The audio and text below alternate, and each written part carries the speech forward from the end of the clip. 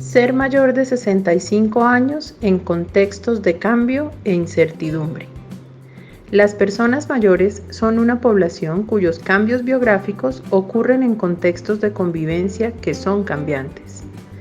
La profesora Elisa Dulcey Ruiz y el profesor Felipe Rojas Moncrief conversan a continuación sobre una cuestión de actualidad. A ver, una primera consideración que me gustaría plantear para conversar es el resultado del análisis de quiénes fueron los que murieron, los que han muerto hasta ahora con motivo de la pandemia. Y según nos informan tanto el Ministerio de Salud como el DANE, una parte muy importante, entiendo que cerca del 60%, fueron personas mayores de 60, 65 años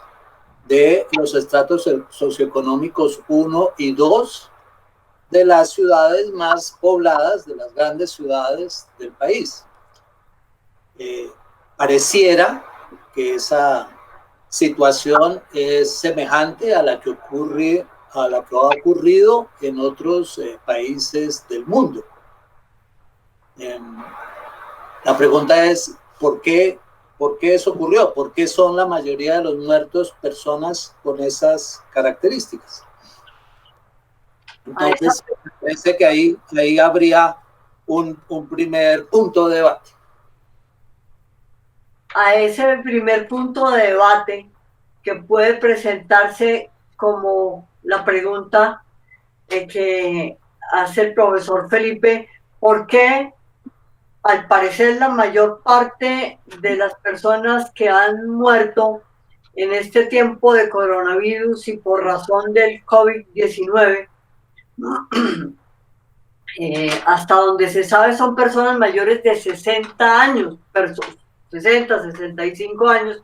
personas adultas mayores que a mí siempre me gusta poner entre comillas, o personas viejas que han vivido más tiempo.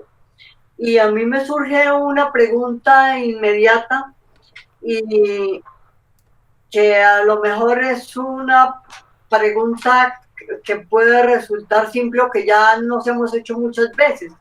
¿Será que simplemente por el hecho de tener 60 o 65 años, independientemente de que quienes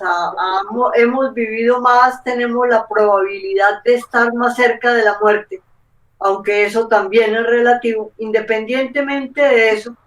será que por solamente tener edades mayores de 60 o 65 años, estamos, entre comillas, condenados a ser los más probables fallecidos por razones del COVID-19? Y a mí se me ocurre algo que me gusta mucho enfatizar y decirlo así simplemente, no será desconocer las tan disímiles biografías individuales, porque entre más vivimos, más distintos somos,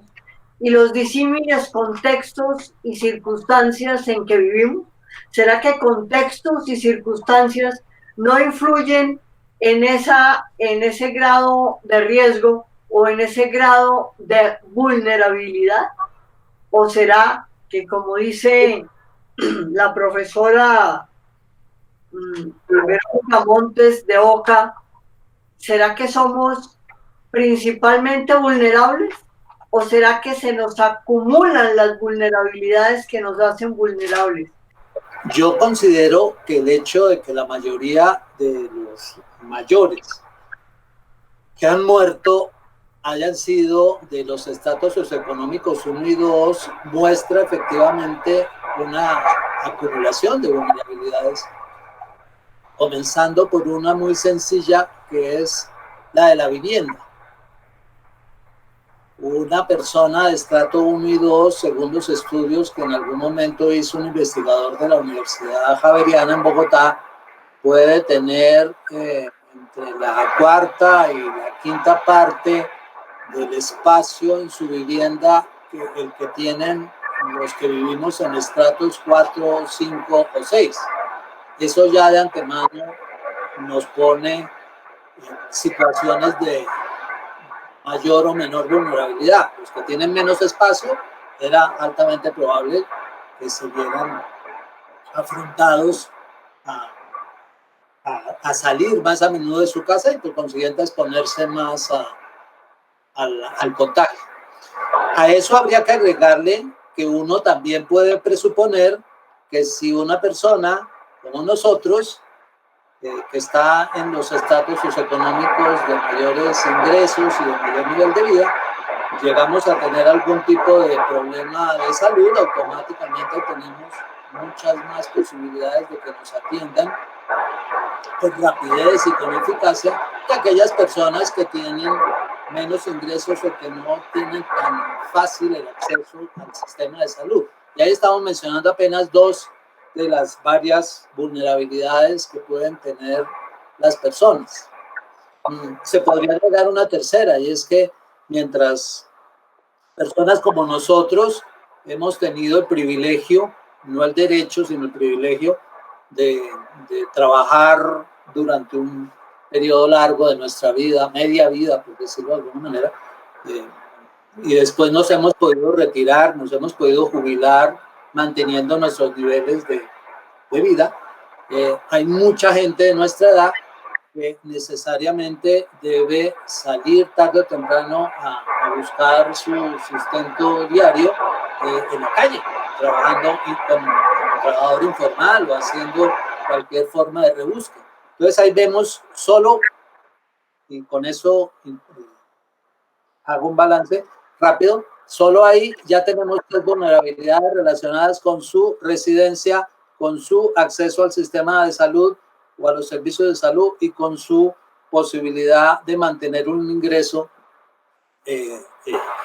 permanente o estable, y no dependiendo de la coyuntura diaria. A mí me parece como muy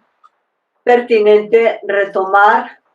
y yo agruparía las tres categorías que acaba de mencionar el profesor Felipe en una que denominaría las oportunidades relacionadas con la vida a lo largo de la vida de las personas. En primer lugar, el espacio, ¿sí? El espacio a mí me parece que es de gran importancia lo que menciona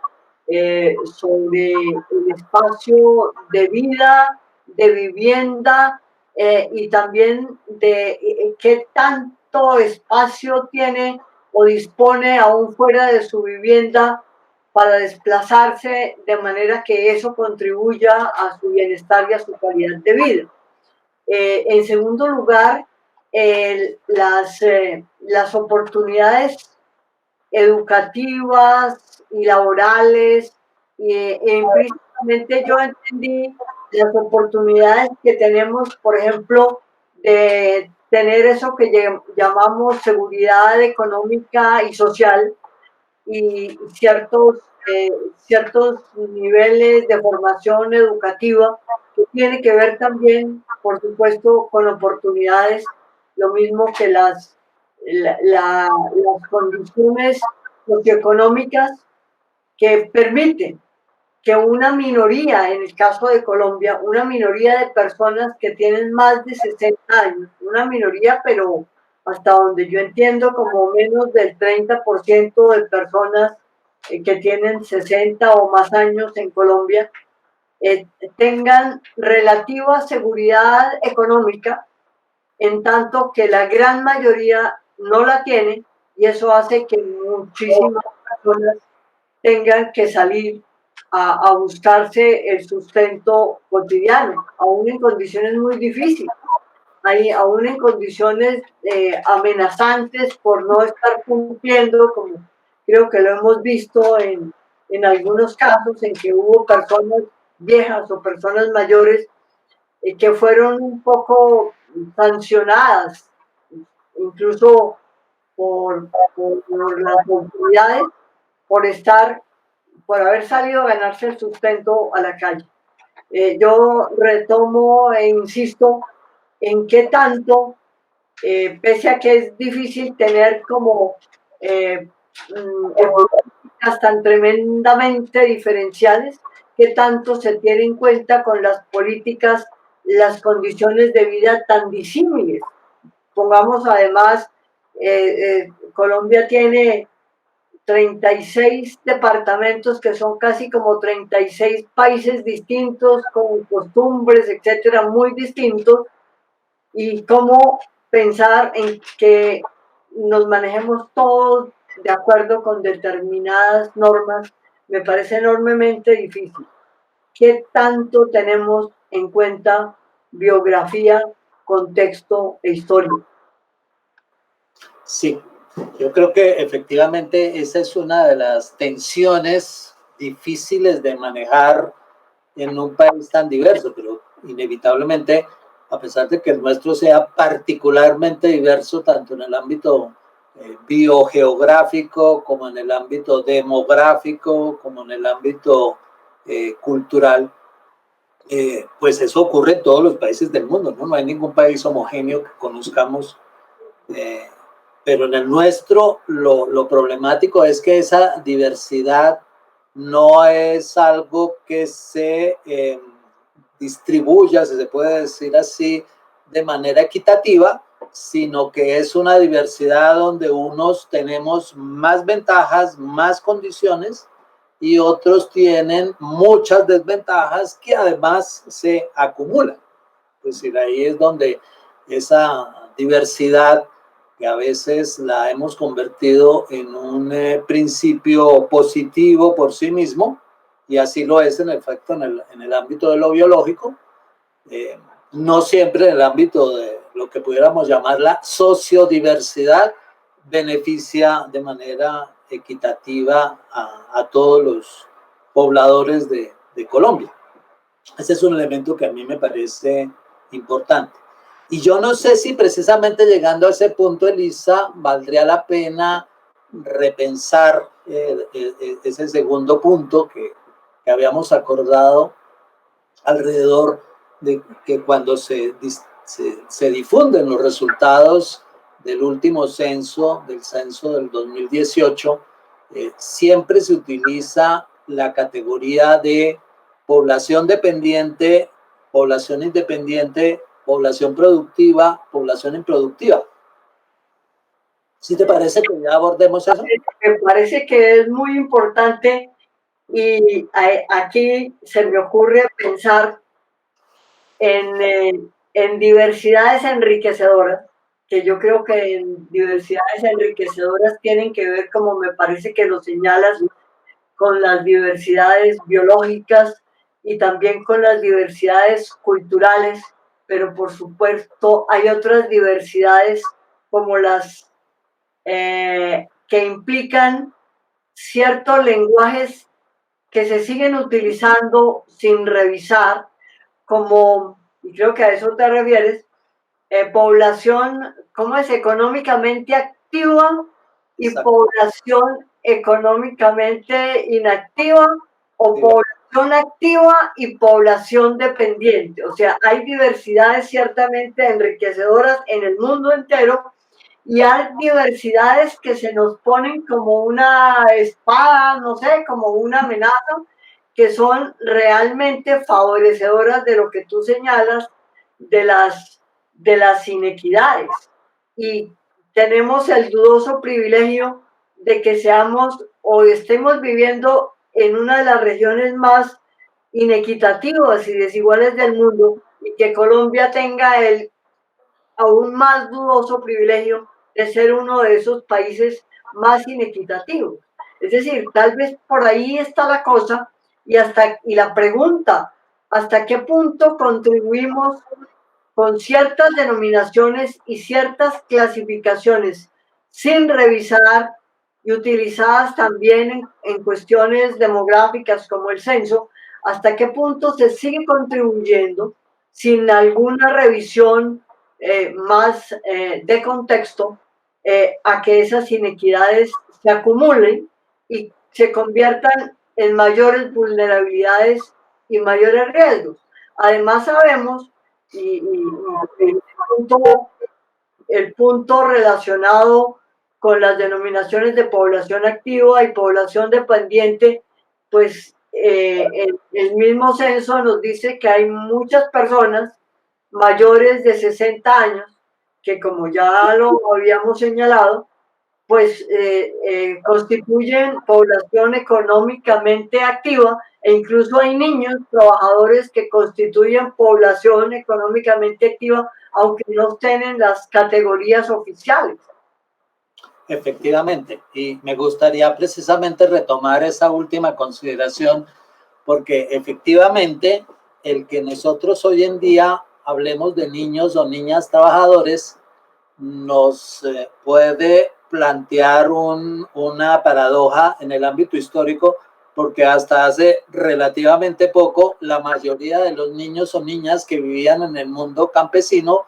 pues tenían que trabajar, eso no era que quisieran o no quisieran, entonces se asumía por principio de que todo hijo de una familia campesina que viviera de la agricultura de la supervivencia tenía que ayudar, tenía que trabajar, tenía que aportar. Nadie, ni solo los muchos o los pocos bebés que hubieran, eran los únicos que no trabajaban, pero trabajaban los niños, trabajaban los adolescentes. Si se puede decir que el mundo campesino tiene adolescentes, no lo creo, pero utilicemos esa categoría. Los jóvenes, los adultos, hombres, mujeres, las mujeres ancianas, los mujeres ancianos, todo el mundo tenía que contribuir porque si no, no podían sobrevivir. Entonces, hablar de niños trabajadores en ese entorno, pues no tenía sentido. Cuando comienza a tener sentido esa consideración es cuando la población se urbaniza y lo que antes era privilegio de unos pocos niños, y remarco niños varones, que era ir a la escuela, aprender las primeras letras, el cálculo básico y algunos elementos de la comprensión de la historia común, colectiva. Eso era un privilegio de unos pocos, y luego cuando comienza a generalizarse es que comienza a tener que diferenciarse que niños son escolares y que niños son trabajadores. Guardadas las proporciones, otro tanto ocurriría con los adolescentes. Adolescentes, en el sentido estricto de la palabra, solo existen en el mundo mayoritariamente urbano, porque siguen estudiando y van a seguir estudiando hasta los 30 años si es necesario, es decir, van a seguir siendo no solo poco productivos, sino literalmente van a ser una carga para sus padres, pero que su capacidad económica de esas familias habitualmente les permite darse ese lujo, que su hijo estudie durante los primeros 25 o 30 años y solo después comience a preocuparse por producir. Y eso nos lleva nuevamente a algo que tú habías planteado, y es que ocurre otro tanto con los adultos mayores, con los ancianos, con los viejos, y es que algunos tuvimos el inmenso privilegio de poder dejar de trabajar cuando todavía teníamos mucha capacidad para hacerlo, porque habíamos ahorrado toda la vida a través de nuestro sistema de contribución a las pensiones, y hoy estamos disfrutando de haber acumulado ese proceso durante 30 o 40 años. Pero los otros no lo pudieron hacer, como no los tenían en el mundo campesino. El mundo campesino predominante en el país hasta hace medio siglo atrás, pues la gente trabajaba hasta que se moría. No se podía dar el lujo de dejar de trabajar, porque si no, la familia no podría sobrevivir y se convertiría. En conclusión, vemos cómo esa diferenciación entre lo activo y lo inactivo, y lo productivo y lo improductivo, lo dependiente y lo dependiente, pues es muy diverso, supremamente diferente en el mundo urbano y en el rural, en las clases altas propietarias, en las clases medias profesionales, y en las clases de los trabajadores manuales o de la gente menos calificada. Eso tiene una inmensa nivel de variabilidad. Eso por no entrar en otros elementos de las estructuras familiares predominantes en el mundo caribeño, en la zona andina, en el mundo del Pacífico, en el Centro Oriente y el Occidente. Bueno, toda la variabilidad que puede darse en el país.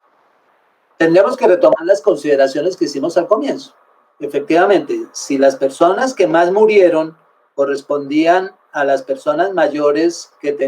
acumulaban más vulnerabilidades. Eso nos lleva a preguntarnos si las medidas que se tomaron de cuarentena eran las más adecuadas. Y me gustaría hacer una precisión aquí. Siempre hablamos del virus, del COVID-19 o de la pandemia,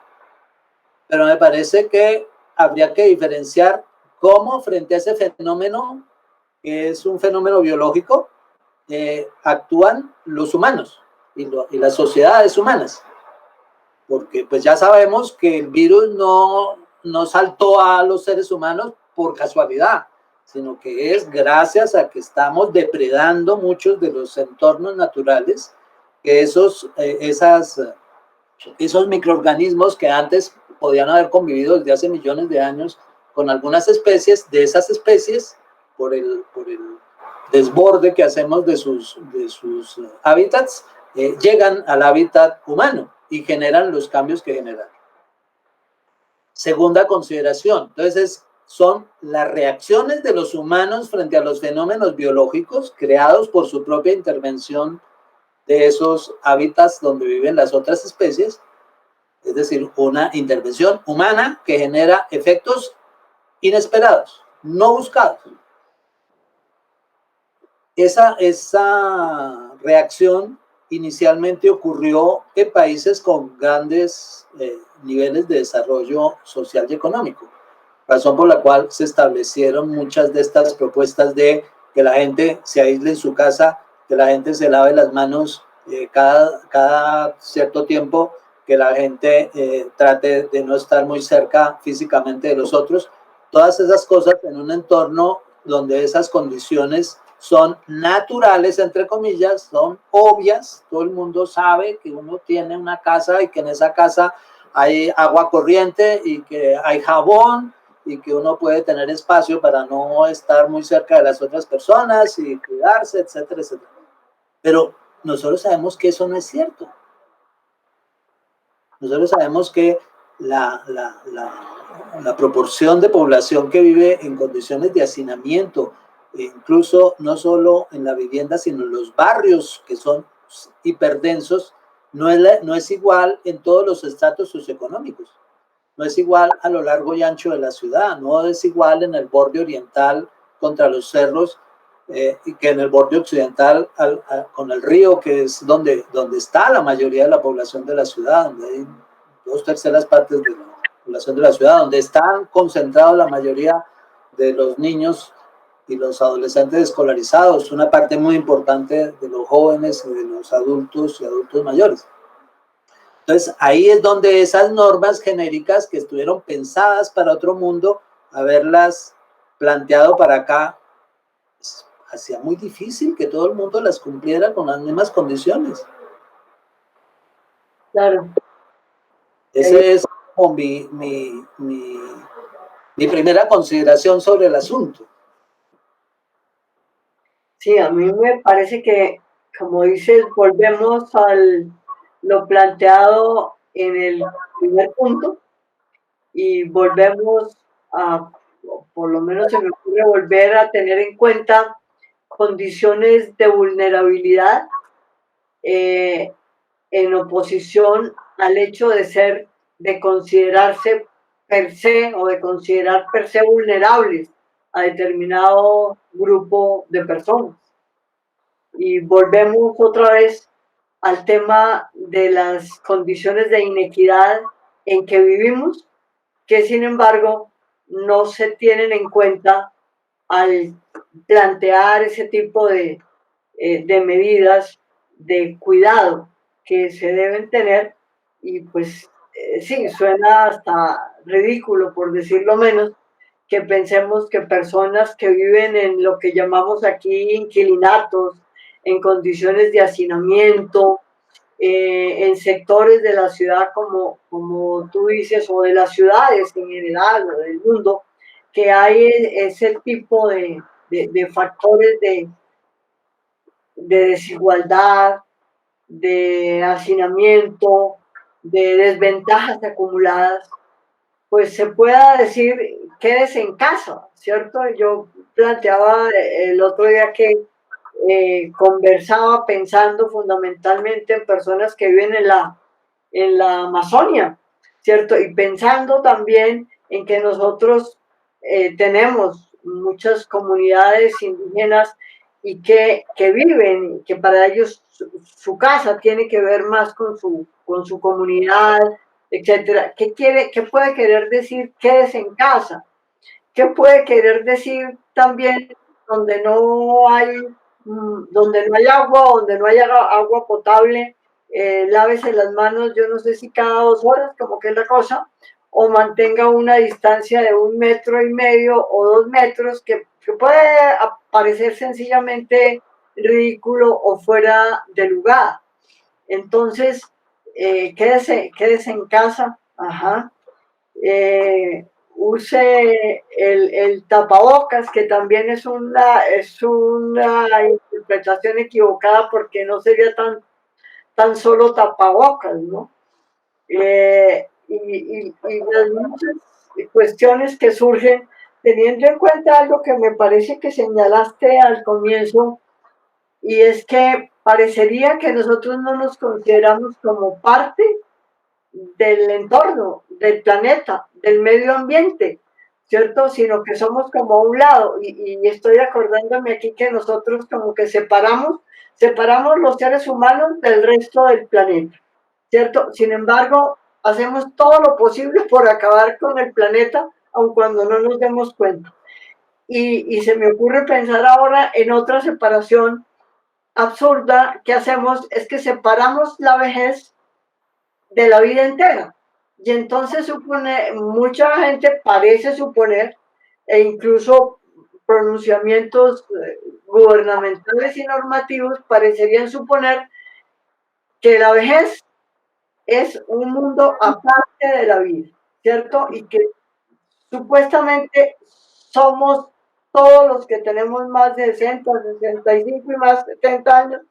todos como igualitos. Entonces, pues como que uno dice, ¿de dónde surgen esas separaciones y cómo nosotros vamos alimentando esas separaciones? Somos aparte del planeta, pero como somos parte realmente del planeta, lo estamos acabando, ¿cierto? Y dicen que el planeta puede seguir y nosotros no. Y nos dice que nos encanta vivir y que viva la vida y que no sé qué, y nosotros vamos construyendo la vida de acuerdo con las condiciones, de acuerdo con estilos de vida, y no nos damos cuenta que estamos construyendo el hecho de vivir cada día más, que se supone que es un logro de la humanidad. Estamos en el siglo XXI, donde se supone que una de las características más importantes de este siglo tiene que ver con la demografía y tiene que ver con el surgimiento de la cada vez mayor población,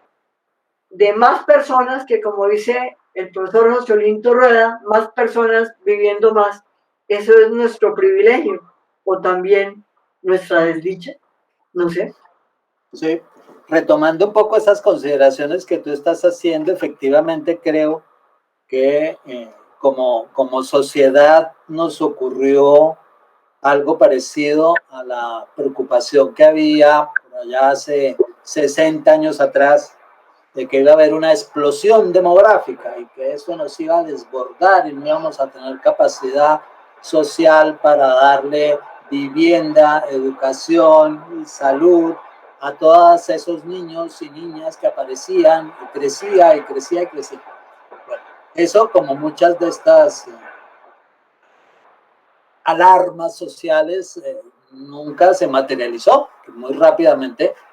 las mujeres colombianas, cada día más urbanizadas, ubicadas en el mundo urbano, cada día más educadas,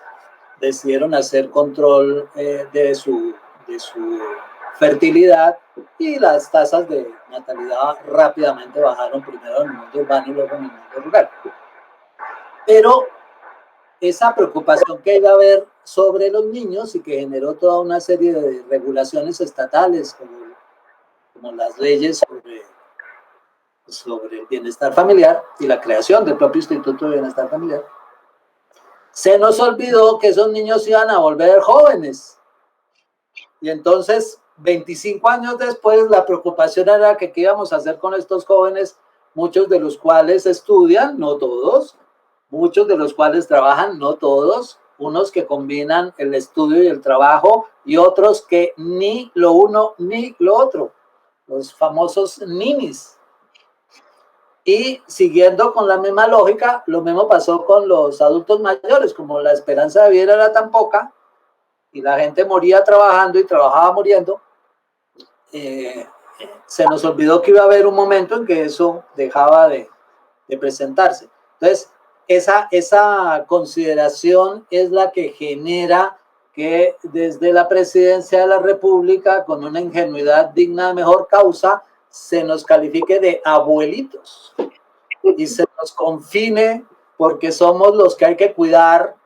y con ese paternalismo medicalizado nos mandaron dizque a escondernos, porque era muy fácil de que nos enfermáramos y nos muriéramos y dejáramos huérfanos a los nietecitos.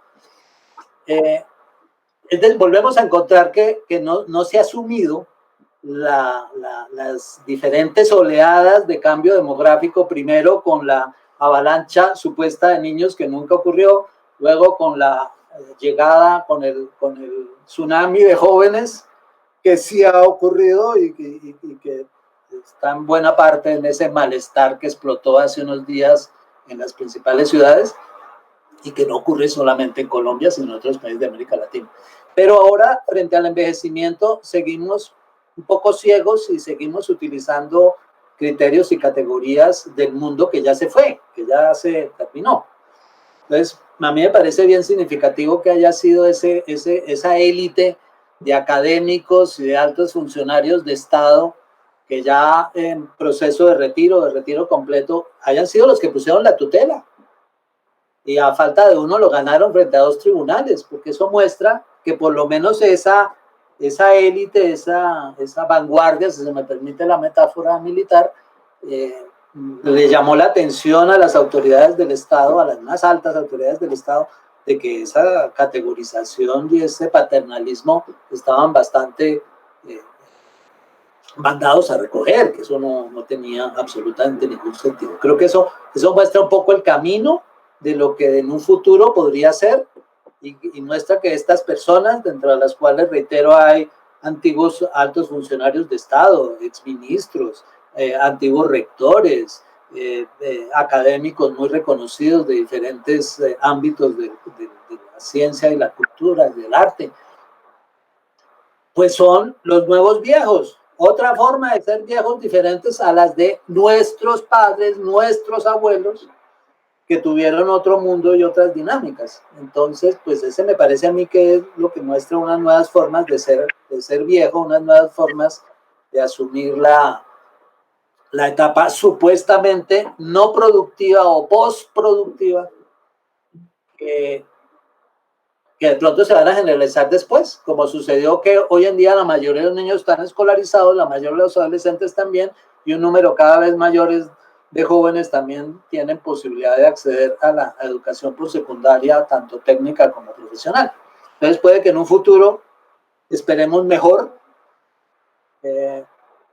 esta población a la que nosotros hoy pertenecemos y a la que se van sumando año tras año más personas, logren, peleen, porque se les haga ese reconocimiento de que no son inactivos, de que no son dependientes, de que no son una carga y de que no nos pueden tomar decisiones sobre nosotros sin consultarnos. A mí me parece que lo que acabas de decir constituye como un cierre bien interesante de esta conversación que me parece que es necesario seguir reiterando,